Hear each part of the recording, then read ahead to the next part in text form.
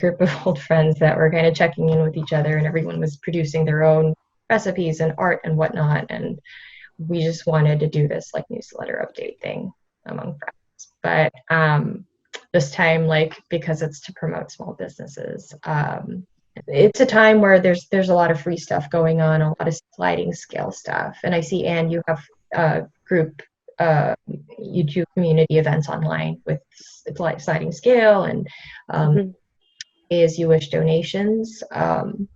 But I think just getting into the practice of having people identify themselves, give us an email so we can like send out a newsletter and updates, etc. Anything like, say, a month from now and you guys have something exciting going on in your own arena, like say, Maggie, your book comes out, Megan, you have a new experience to share, Michelle, you have a new show, and something new and exciting happens with your group, we can send out a newsletter, right? Or we can maybe share my screen for some workshop like kind of platforms that I've seen online, because I've been looking all week to see what other people are doing. I've joined a few calls just to like attend these sometimes free, sometimes paid Zoom calls. And I know, Megan, you're doing that too.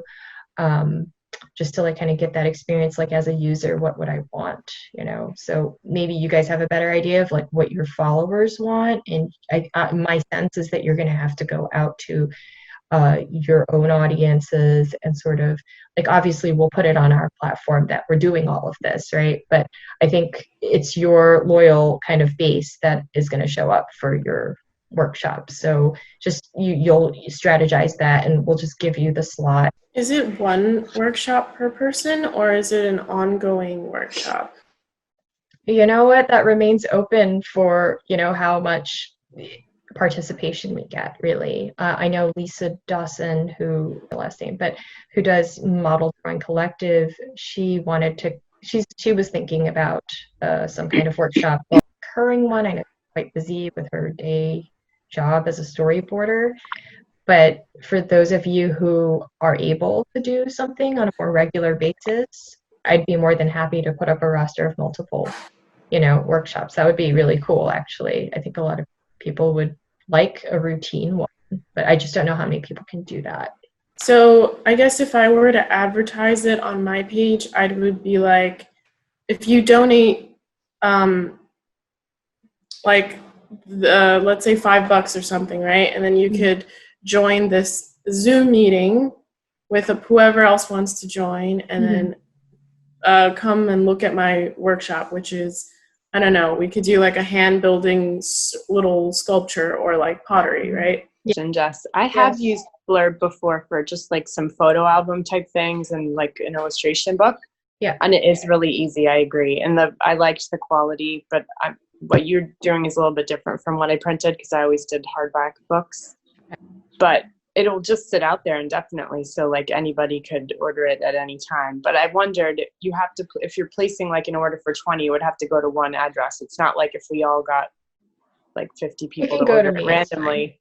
And I see it like we do fairs, so I can see it like when we go to fairs, we'll have it out like the page that we're on, like that's part of our marketing, and like people can peruse through it and stuff like that. So I can see us like, picking up a couple like just for our own records, and like, part of our own marketing when we do fairs and stuff like that. So anyway, just a thought.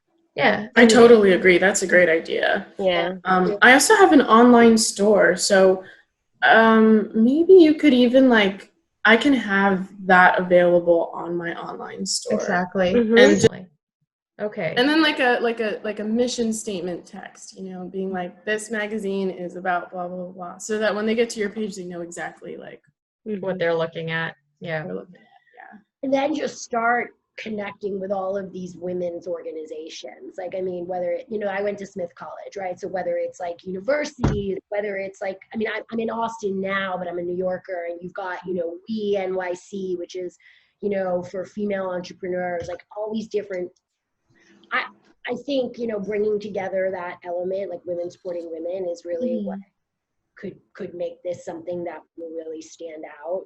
It was good talking to all of you. Bye. Thank you. Bye. Bye. I think, as Rebecca suggested, it's a good idea to include, like if you're providing for my friends and family or my followers and viewers that specific, code to view my content, but also provided, an additional like that list of contents thing, so that, they could be aware like what is exactly there in the magazine other than me, then it will be actually interesting for them. I was thinking, I used to do a lot of like plant-based dyeing, and like if people were interested in knowing a little bit about how to use plants to dye fabrics, like that was an idea, or just certain things about mending clothes and like how like the just that you can do to like mend things, and like really thinking about doing that before you donate something or throw something in the trash, or like if Angela came up with an idea that sounded fun to them, then like maybe Selena would be like, oh, we could do that together in some kind of panel way, and then maybe someone else would jump on. So I would like things in threes, so maybe 3 people would be doing something and you would moderate the specific topic. Kind of what I was thinking, in a half-hour window, if that's what I have, would be interesting for my people and maybe others that I normally don't interact with, would be to just have my model, because my workshop that I run, or used to run sessions out of, is actually in my house. I have a large space that I have a model stand, and the model comes in and poses. So I thought for half an hour, if I can do a 2-camera setup, one camera would basically be over my shoulder on my sketchbook, and the other camera would be set up to the model, that I could just quickly do a demo on how to, draw a gesture. I think that could pair well, with what I was thinking about doing. So like Jess said, I'm an alignment coach, but I also have a podcast, and I recently released an episode that was unlike my other ones. So normally I'm interviewing female identifying humans who share a story about a time they stood in their power.